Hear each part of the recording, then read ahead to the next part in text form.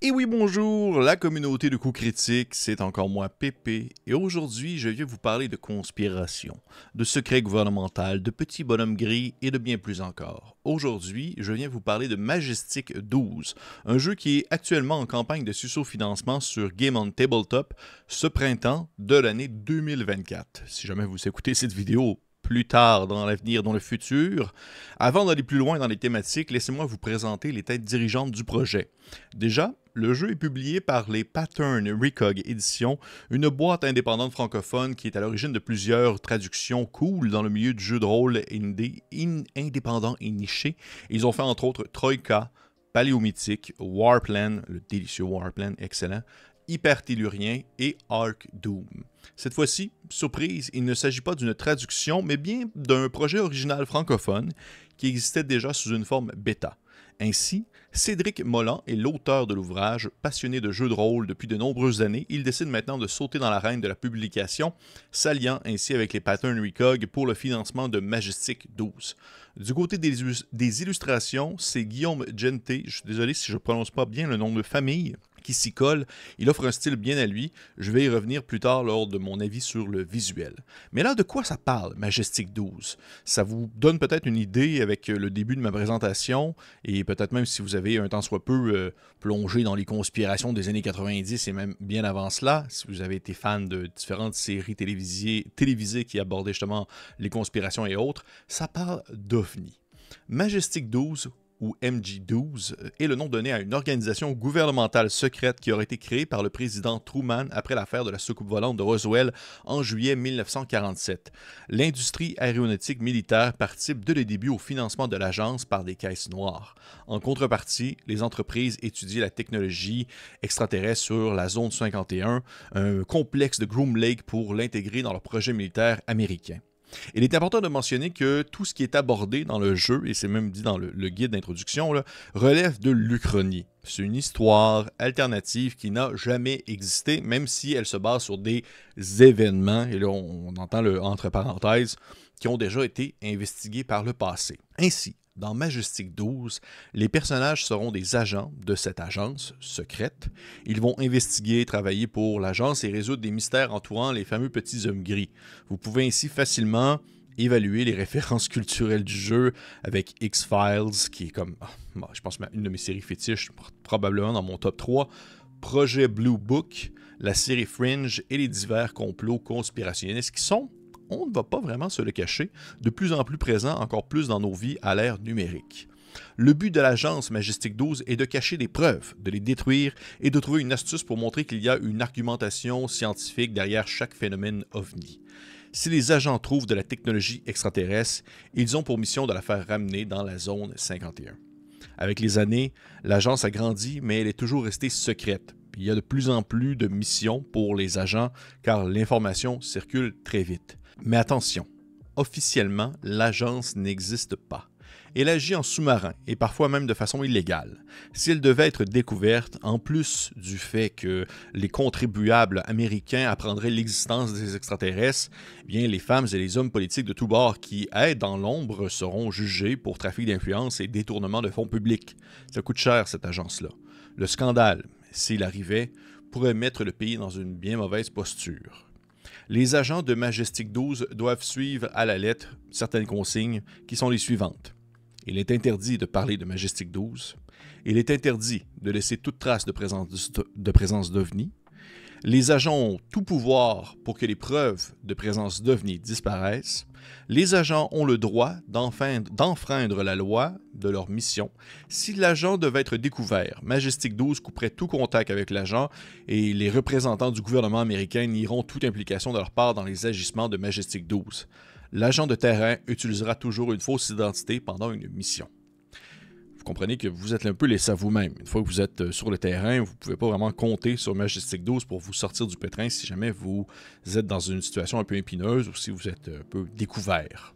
Je pense que vous comprenez bien l'ambiance qui est reflétée par ce jeu et qui propose comme type de partie. C'est de l'investigation, des manigances, des jeux derrière le rideau, de l'action, des découvertes bien sûr, et du contrôle des répercussions possibles sur le terrain, contrôle de dommages.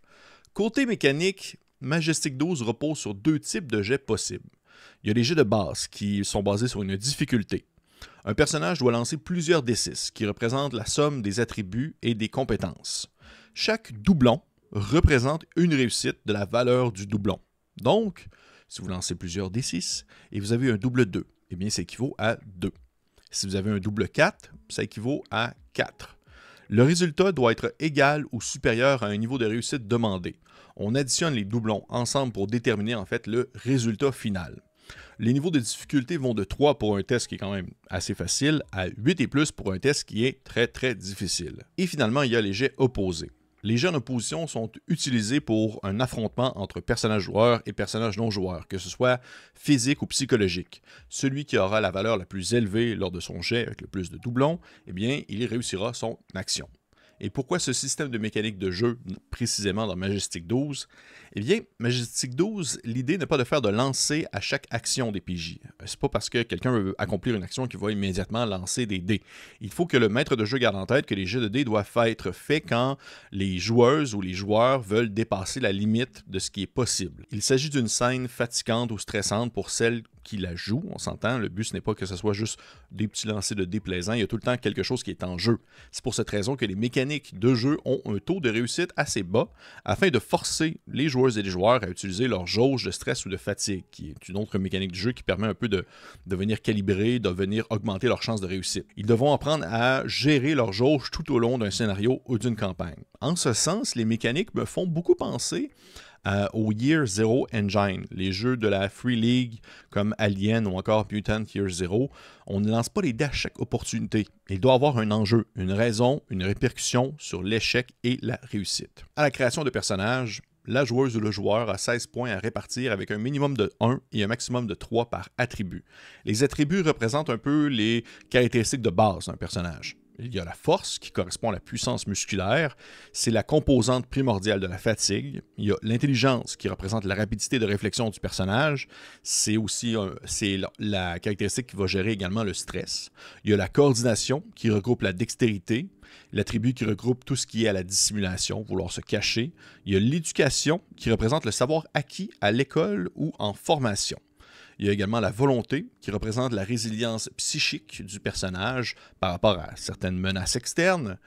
Et aussi, elle gère également le stress et la fatigue du personnage joueur. C'est un peu en collaboration avec l'intelligence. Un point que je trouve particulièrement intéressant dans le jeu, c'est le concept de la perception. La perception, souvent dans des jeux d'enquête, c'est un peu la mécanique fourre-tout. C'est souvent une mécanique qui va être utilisée à toutes les sauces et à toutes les occasions par les différents personnages ou même par les personnages non-joueurs. C'est souvent une mécanique qu'on va vouloir mettre le plus de points dedans pour être sûr qu'on soit les meilleurs à vouloir découvrir ce qui est caché, surtout dans des gammes et des univers qui vont justement mettre une emphase sur la recherche, l'investigation, la découverte et le mystère. Eh bien, Majestic 12, et ça pour vrai, c'est quelque chose que je trouve très cool, a une mécanique qui a été mise en place pour éviter un peu ce roulement de dés inutile pour la simple perception. Je veux percevoir quelque chose. La perception, en fait, elle est décomposée en 4 compétences. Et ces 4 compétences-là sont associées directement aux attributs de base.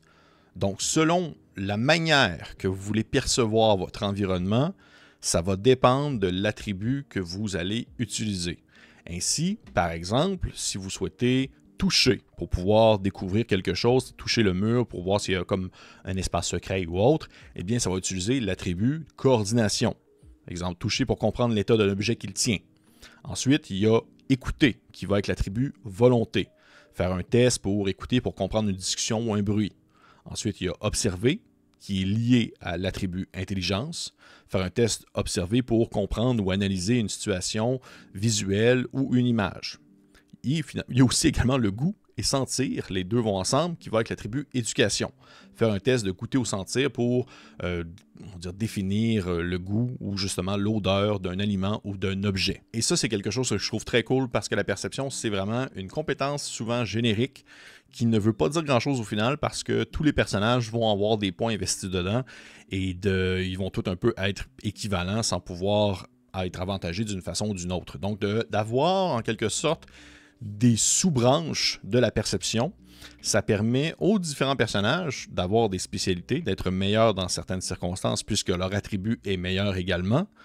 Mais également aussi, ça permet en fait de parfois limiter l'utilisation, je dirais, de certains attributs pour découvrir des choses cachées.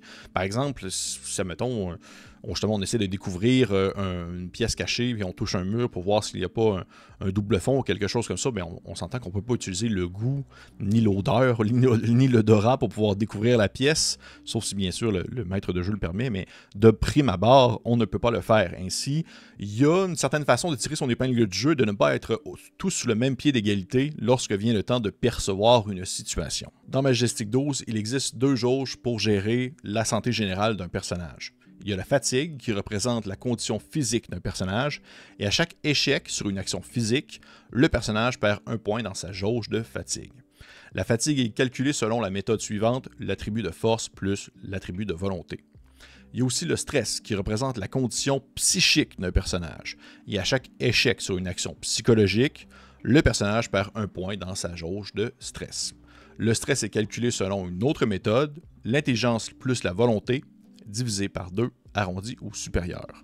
Il est possible d'utiliser un point de fatigue ou de stress selon l'action pour tenter de relancer un dé. Comme moi je l'ai mentionné tout à l'heure, les niveaux de difficulté sont assez élevés par rapport au dé que vous allez lancer. C'est plutôt difficile d'accomplir une action, c'est pourquoi on ne lance pas les dés à tout moment, mais le fait d'avoir en soi des points de stress ou de fatigue, eh bien, ça permet de quelque sorte de venir contrebalancer, de se donner des chances, mais au fil de l'aventure, on va se fatiguer, on va être plus épuisé et éventuellement, il va falloir se reposer, reprendre des forces. C'est un peu comme n'importe quel agent de terrain, il faut lui donner une chance à un moment donné. Bien entendu, il y a d'autres mécaniques de jeu que je ne vais pas mentionner ou que je ne vais pas élaborer pour le moment, comme par exemple le combat, la dépense d'expérience ou encore aussi l'éducation, la formation d'un personnage. Je vous conseille de financer le jeu si vous souhaitez en découvrir plus, mais tout de même, ça vous donne une bonne idée sur ce que je viens de vous présenter. Côté visuel, bien entendu, au moment où je vous mentionne le tout, le jeu n'est pas encore publié. Ainsi, le kit de découverte auquel j'ai eu droit ne reflète pas l'ensemble de ce que le jeu propose comme visuel. C'est ce que l'auteur m'a mentionné. Toutefois, je peux déjà le dire que j'apprécie beaucoup la touche personnelle de Guillaume Genté. Encore une fois, désolé pour le nom de famille, même que je trouve que c'est très logique d'avoir droit à des illustrations qui sont noires et blanches. Ça colle vraiment bien avec le thème du jeu. D'ailleurs, sa patte me fait beaucoup penser aux illustrations de la toute première mouture, la toute première version d'Apocalypse World, le tout premier PBTA, une espèce de, justement, contrasté où parfois la forme du personnage va se perdre dans le fond noir de la scène. Et moi, j'aime ça. En fait, j'aime beaucoup ça. Je trouve que ça colle très bien. Je préfère ça que quelque chose de très coloré, de très pastel ou autre. Là. Ça va vraiment dans le ton. À ce niveau-là, moi, j'ai rien à redire.